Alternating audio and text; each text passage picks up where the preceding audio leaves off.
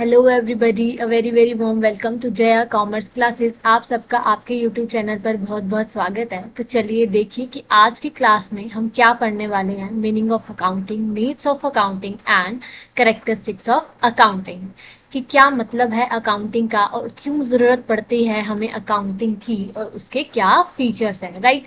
तो जो भी इस चैनल पर नया आया है प्लीज़ इस चैनल को सब्सक्राइब कर दो और जल्दी से शेयर कर दो ताकि बहुत सारे स्टूडेंट्स हमारे साथ जुड़ सकें। तो चलिए बिना किसी देरी के आज की क्लास को स्टार्ट करते हैं, जिसके अंदर हम सबसे पहले पढ़ेंगे कि क्या मतलब है अकाउंटिंग का, राइट। और आप देखिए कि इस चैप्टर के अंदर कौन कौन से टॉपिक कवर होते हैं। सबसे पहले तो ये कि उसका क्या मतलब है, then need, characteristics, objective, function, accounting as a source of information, मतलब कि अकाउंटिंग से कैसे हमें इंफॉर्मेशन मिलती है, users of accounting, advantage and disadvantages. इस चैप्टर के अंदर ये सब टॉपिक कवर करेंगे, लेकिन आज की क्लास में हम पहले फर्स्ट 3 टॉपिक्स कवर करने वाले हैं। तो जल्दी से देखिए कि क्या मतलब होता है अकाउंटिंग का। What is accounting.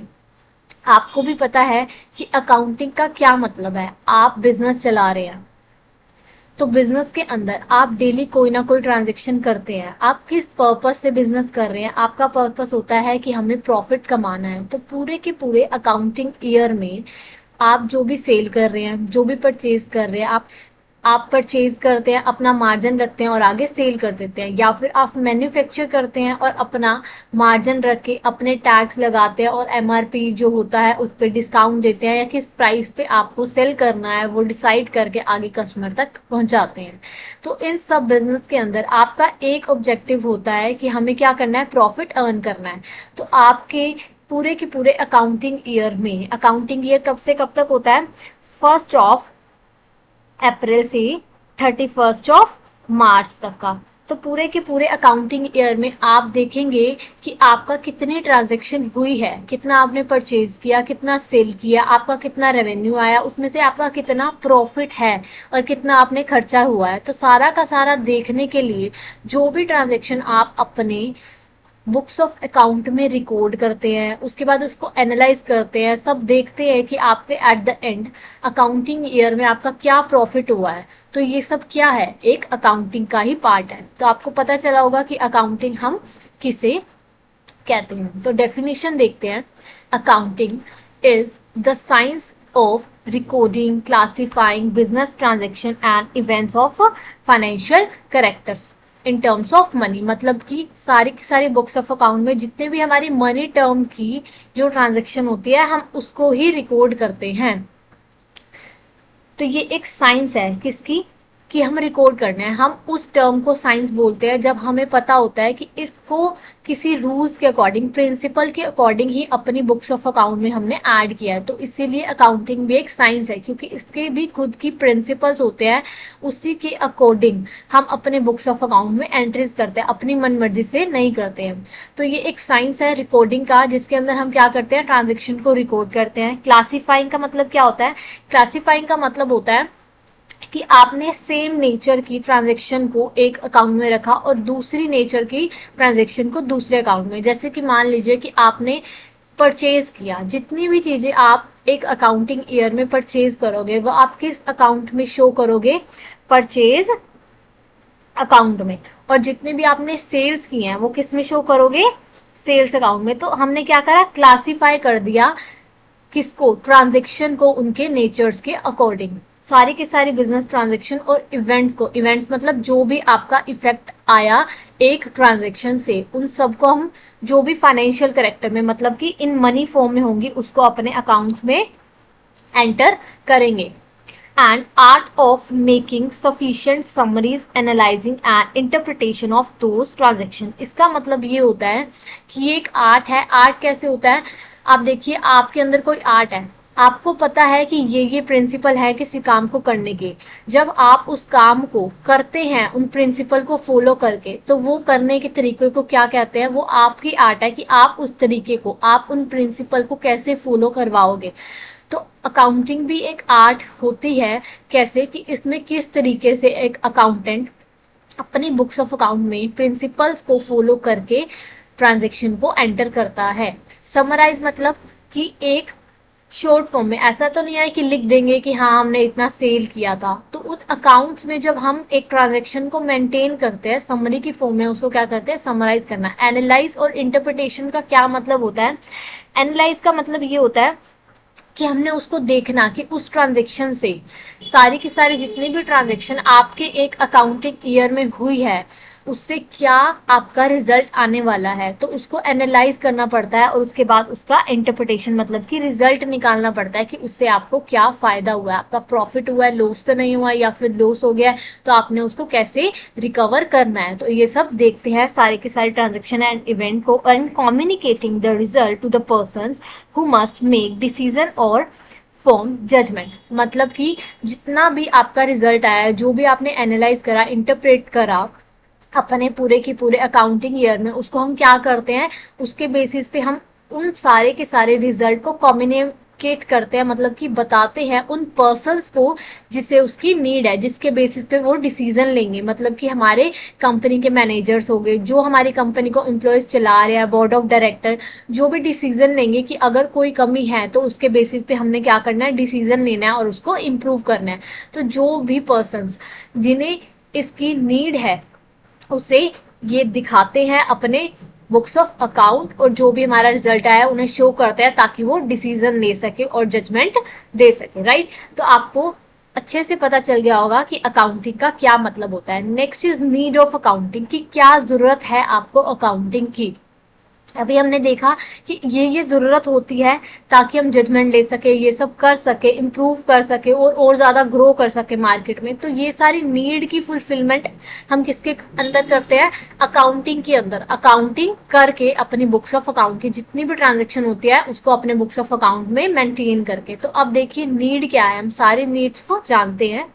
First one is business man want to know at the end of accounting year, at the end of accounting year मतलब 1 अप्रैल से 31 मार्च तक वो क्या क्या जानना चाहता है। हाउ मच दे गेन और लॉस, मतलब कि उसको कितना फायदा हुआ है और कितना नुकसान हुआ है एक बिजनेस के अंदर। How much capital is invested in the business, मतलब कि उसके शेयर होल्डर्स ने जितने भी उसने शेयर्स इशू किए थे, डिवेंचर्स इशू किए थे, प्रेफरेंस शेयर या इक्विटी शेयर या फिर कुछ भी, उसने जितने भी उसके बोर्ड ऑफ डायरेक्टर्स हैं या फिर कितना अमाउंट जो है इन्वेस्ट किया गया है as a capital in the business के अंदर, उसे ये जानने की जरूरत होती है कि और ज्यादा कैपिटल की नीड तो नहीं है, अगर है तो कहाँ कहाँ से हम उसको एक्वायर कर सकते हैं, अगर नहीं है, ज्यादा है तो जो बची हुई कैपिटल है उसका हम कैसे यूज कर सकते हैं। तो सारे के सारे डिसीजंस लेने के लिए ही हमें पता होना चाहिए कि क्या हमारे बिजनेस के अंदर चल रहा है। तो उसके लिए हमें क्या जरूरत पड़ती है, हमें अकाउंटिंग की नीड पड़ती है। How much amount they are liable to pay and to whom they own it, मतलब कि कितना अमाउंट हमने पे करना है बाहर पार्टीज को, कितना सामान हमने किससे ले रखा है, क्या हमने कुछ देना है क्रेडिटर्स। हमने टर्म्स के अंदर पढ़ा था, जो इससे पहले हमने चैप्टर किया है कि क्रेडिटर्स कौन से होते हैं, जिससे हमने सामान लिया उधार पे और अभी पैसे देने हैं। तो किस किस को पैसे देने हैं, क्या वो क्रेडिटर्स अभी भी हैं जिसको हमने पैसा देना है, आउटस्टैंडिंग है कुछ अमाउंट अभी बचा है जिसको हमने पैसा देना है, या फिर जिससे हमने लेना है, क्या वो भी ऐसा अमाउंट भी है हमारे अकाउंटिंग ईयर के अंदर। ये सारा का सारा हमने किसके थ्रू जानते हैं, अकाउंटिंग के अंदर। तो इसीलिए हमें नीड पड़ती है एक अकाउंटिंग की, ये सारे रीजंस होते हैं। अब देखिए, in order to attain such information, ये सारी इंफॉर्मेशन लेने के लिए ही हमें क्या जरूरत पड़ती है, अकाउंटिंग की। तो इसके लिए हम क्या करते हैं, ये असेंशियल हो जाता है, मतलब कि जरूरी हो जाता है to keep a complete and systematic record of each and every transaction entered into the accounting year during the year. मतलब कि ये असेंशियल हो जाता है, जरूरी हो जाता है कि हम सारी की सारी जितने भी रिकॉर्ड है, हर एक ट्रांजेक्शन जो हुई है हमारे बिजनेस के अंदर, हम उसको एंटर करें हमारे बुक्स ऑफ अकाउंट में। By keeping a complete and systematic record of every transaction dealing, the businessman can know how much is the amount of purchase, मतलब कि कितना amount of purchase हुआ है हमारे बिजनेस के अंदर। ये सारी की सारी ट्रांजेक्शन जो भी डीलिंग्स हुई है हमारी किसी भी पार्टीज के थ्रू या फिर हम कोई और बिजनेसमैन के थ्रू, हम जिसके साथ भी अपनी डीलिंग्स रखते हैं, कितना सामान हमने परचेज किया है, कितना हमने सेल किया है किसी को, हम इंटरमीडियरी का काम करें या जैसा भी नेचर का हमारा बिजनेस है, हम सारी की सारी ट्रांजेक्शन ट्रांजैक्शन का कंप्लीट और सिस्टमेटिक रिकॉर्ड बनाते हैं, ताकि हम सारी की सारी बिजनेस डीलिंग्स करके और उसके बाद जान सके कि कितना अमाउंट रहा है हमारे परचेज का, and how much the amount of sale, मतलब कितना सेल किया है, टोटल एक्सपेंसेस कितने हमारे एक्सपेंसेस हुए हैं, प्रॉफिट एंड लॉस अकर्ड, मतलब कि इनकर्ड हुआ है, कितना प्रॉफिट हुआ है एट द एंड और कितना लॉस हुआ है, कहीं हमें लॉस तो नहीं हो गया, लॉस हुआ है तो हमें कैसे रिकवर करना है, and also helpful in the assessment of income tax. Income tax आपको पता है कितना बड़ा रोल प्ले करता है, अगर आपको प्रॉफिट हुआ है, कितनी इनकम हुई है, उसी के ऊपर हमारा क्या होता है, असेसमेंट होती है इनकम टैक्स की, कितनी हमने इनकम टैक्स गवर्नमेंट को देना है, कितना हमारा जीएसटी बनता है, कितना हमने अपने गुड्स पे दिया है, कितना लिया है, हमारे कितना जीएसटी लगेगा जो हम सेल कर रहे हैं। तो सारा का सारा डिसीजंस लेना and are accepted as a proof in the court of law whenever needed, मतलब कि एक्सेप्ट होता है, अगर हमारा कोई कोर्ट में कोई भी हमारे डॉक्यूमेंट्स जाने हैं, कोई भी प्रूफ चाहिए कि हमारे अकाउंट्स में कुछ भी गड़बड़ नहीं है, कभी भी कोई दिक्कत हो जाती है, तो हमारे के सारे अकाउंट्स एक प्रूफ की तरह भी काम करते हैं कोर्ट में कि हमने सारे अपने अकाउंट्स बना रखे हैं, कोई भी घपलाबाजी नहीं हुई है, कुछ भी बिजनेस में ऐसा इलीगल नहीं चल रहा है, कुछ भी ऐसा नहीं हो रहा है जो लॉफुल ना हो, राइट, अनलॉफुल कुछ भी चीज नहीं है। तो हम अकाउंटिंग को कि हमने कौन कौन से ट्रांजेक्शन किस किस जेब पे कितने अमाउंट की कहाँ से किसके साथ कैसे की है, ये अकाउंटिंग क्या है, आपका एक प्रूफ की तरह भी काम करता है। तो ये सारी नीड्स ही थी जो आपकी फुलफिल होती है एक अकाउंटिंग के थ्रू। तो इसी रीजन की वजह से हमें क्या करना पड़ता है, हमें accounting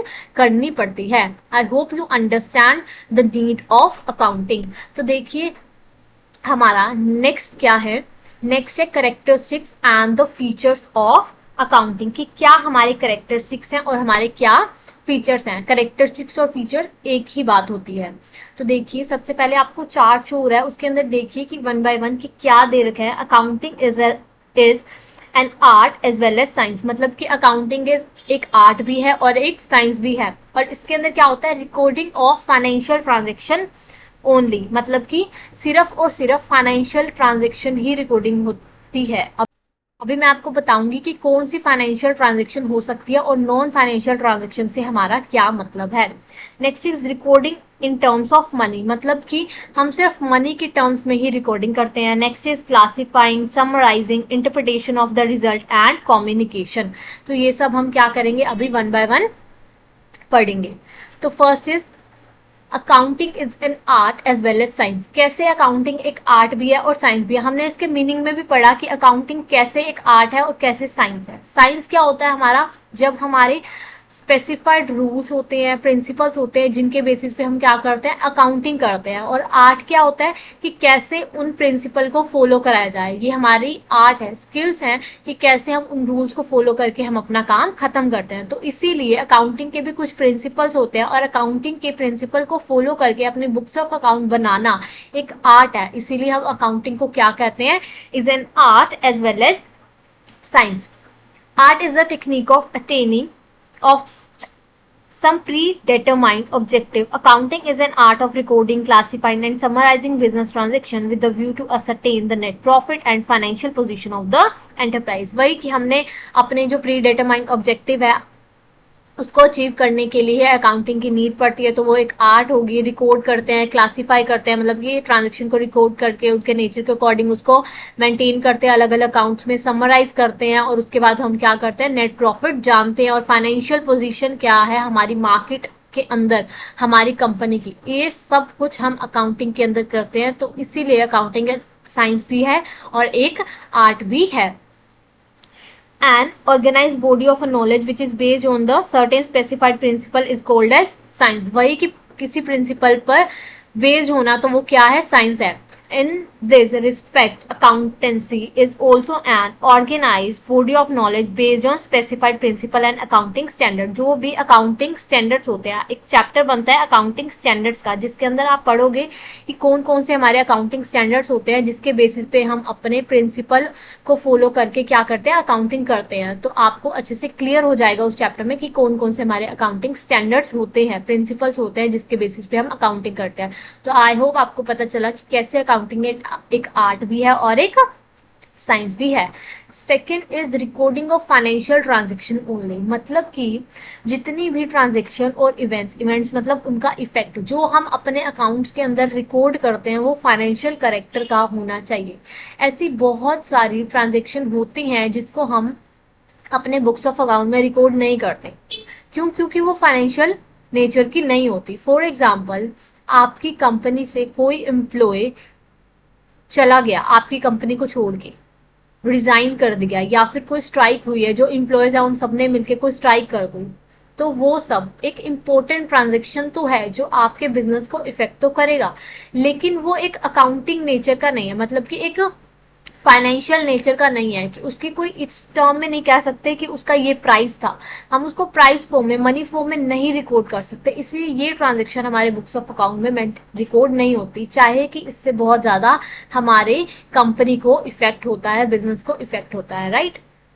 only those transaction and events are recorded in the accounting which are in the financial character, जो भी financial character की होती है उसी को हम रिकॉर्ड करते हैं। There are so many transactions in the business which are of very important for the business, मतलब कि वो वाली ट्रांजेक्शन को रिकॉर्ड करते हैं जो बिजनेस के लिए इंपॉर्टेंट भी होती है और फाइनेंशियल कैरेक्टर की भी होती है, but which can not be measured and express in the terms of money, जो मनी की टर्म में नहीं होती है उसको हम रिकॉर्ड नहीं कर सकते, and hence such transaction will not be recorded, उसको हम रिकॉर्ड नहीं कर सकते जो कि हमारी इन टर्म्स ऑफ मनी में नहीं होती है।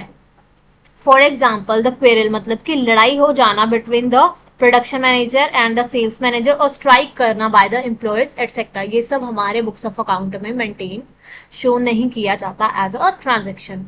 Next is recording in terms of money, मतलब कि ये इंटर रिलेट करते हैं पॉइंट की, मतलब फाइनेंशियल कैरेक्टर में रिकॉर्ड करना चाहिए और मनी में, मतलब कि मनी की फॉर्म में जो भी ट्रांजेक्शन होगी हम उसी को ही रिकॉर्ड कर सकते हैं, बिना मनी की फॉर्म में हम ट्रांजेक्शन को रिकॉर्ड नहीं कर सकते। फॉर एग्जाम्पल, आपने बोला कि हमने लैंड खरीदी है अपने बिजनेस के लिए, लेकिन हमने इतनी लैंड खरीदी है, कितनी, हम बोल देते हैं कि हमने 5 एकड़ लैंड खरीदी, लेकिन आपको ये नहीं पता उसका क्या अमाउंट है, तो हम वो ट्रांजेक्शन अपने बिजनेस के अंदर इंक्लूड नहीं कर सकते, हमें उसका अमाउंट पता होना चाहिए, right.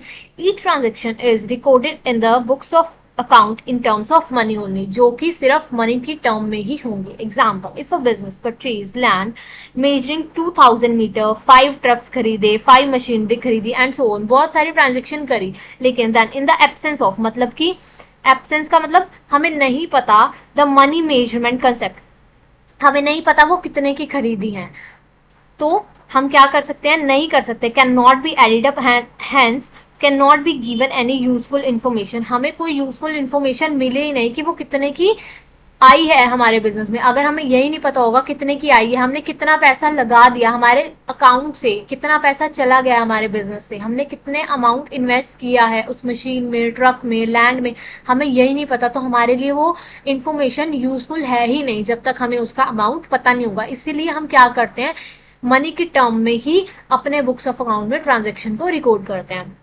But if they express in terms of money they will be provide useful information, अगर वो मनी की फॉर्म में प्रोवाइड करेंगे वो ट्रांजेक्शन को, इन्फॉर्मेशन को, तो वो हमारे लिए यूजफुल होगी।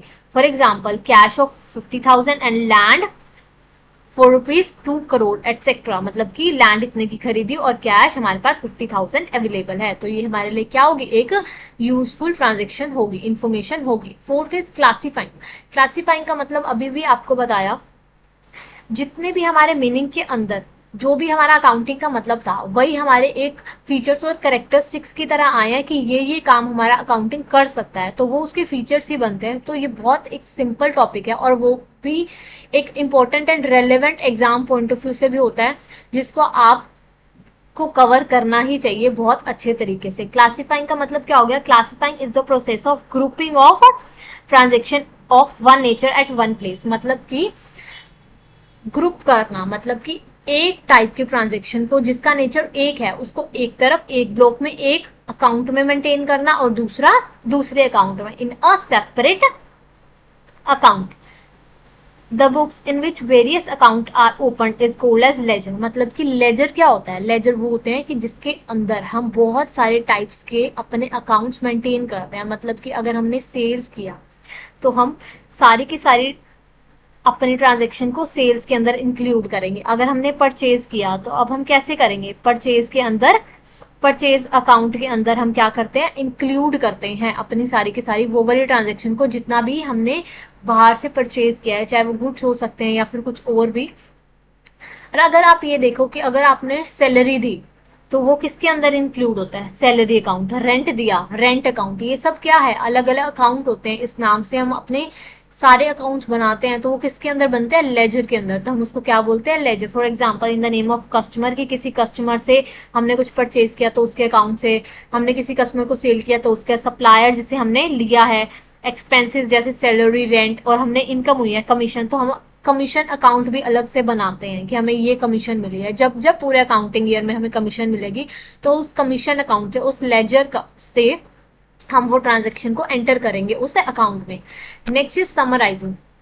समराइजिंग का मतलब क्या होता है? Summarising is the art of presenting the classified data in a manner such which is understandable and useful to management and other users also. मतलब कि इस तरीके से प्रेजेंट करना और क्लासिफाइड करना डाटा को कि वो अंडरस्टैंड कर सके और वो यूजफुल हो मैनेजमेंट को, जो भी मैनेजर्स हैं हमारे, जो भी मैनेजमेंट का काम कर रहे हैं हमारी कंपनी के अंदर, और जितने भी अदर यूजर्स हैं। अदर यूजर्स आपको पता होना चाहिए कौन कौन से अदर यूजर्स आपके सप्लायर हो सकते हैं, कस्टमर हो सकते हैं, गवर्नमेंट हो सकती है, या फिर बैंक्स हो सकते हैं जिससे आपने लोन लेना है। तो इन सबको हमारे अकाउंट्स की नीड पड़ती है। कभी भी हम बैंक जाते हैं लोन लेने के लिए, हमारे बिजनेस को नीड पड़ती है, तो वो देखता है कि हमारा अकाउंटिंग देखता है कि हमारे बुक्स ऑफ अकाउंट में हमें कितना प्रॉफिट हो रहा है, क्या ट्रेंड चल रहा है हमारे लास्ट ईयर से। तो ये सब प्रूफ की तरह भी काम होता है। गवर्नमेंट है, गवर्नमेंट कभी गवर्नमेंट चेक कर लेती है हमारे अकाउंट्स, ऑडिटिंग हो जाती है हमारे बिजनेस के अंदर, तो हम अपने अकाउंट्स को ही तो दिखाएंगे ना। तो ये सब क्या है? समराइजिंग करना, मतलब इस तरीके से प्रेजेंट करना कि ये सब अकाउंट्स यूजफुल हो सकें उन उन पार्टीज को जिसकी इन्हें नीड पड़ सकती है, जिसकी हमें हमें शो करने की नीड पड़ सकती है, राइट। तो रिकॉर्डिंग, क्लासिफाइंग और summarising are also term as process of accounting और अकाउंटिंग साइकिल।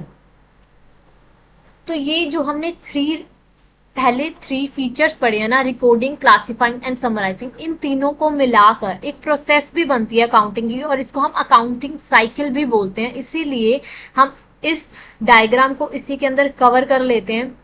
ये कोई आपका अलग से टॉपिक नहीं है, पर आपको पता होना चाहिए कि अगर आपका शॉर्ट में आ जाता है तो आप इसको लिख भी सकते हो इस तरीके से कि, तो इस टॉपिक को हम इसी फीचर्स के अंदर ही इंक्लूड करके कवर कर रहे हैं आज ही अपनी क्लास के अंदर। तो सबसे पहले आपके बिजनेस के अंदर कोई ट्रांजेक्शन होती है, आपको पता है कि कोई ट्रांजेक्शन हो, वो ट्रांजेक्शन कोई भी हो सकती है, आपकी सेल्स हो सकती है, परचेज हो सकती है, आपका कोई एक्सपेंस हो, आपने रेंट दिया, आपने अपने एम्प्लॉयज को सैलरी दी, ये सब क्या है? बिजनेस के लिए एक्सपेंस है। आपको कोई कमीशन मिली तो ये क्या हो गया? इनकम होगी। तो सारी की सारी ट्रांजेक्शन जो भी आपके बिजनेस के अंदर इंक्लूड होती हैं वो सारी की सारी आपकी क्या होती है? ट्रांजेक्शन होती है, इवेंट्स होते हैं जिसका इफेक्ट आपके बुक्स ऑफ अकाउंट में पड़ता है। तो उसके बाद आप क्या करते हो? सबसे पहले जर्नल एंट्री करते हो, उसकी ट्रांजेक्शन की जर्नल एंट्री। जर्नल एंट्री का मतलब होता है, second one is journal entry.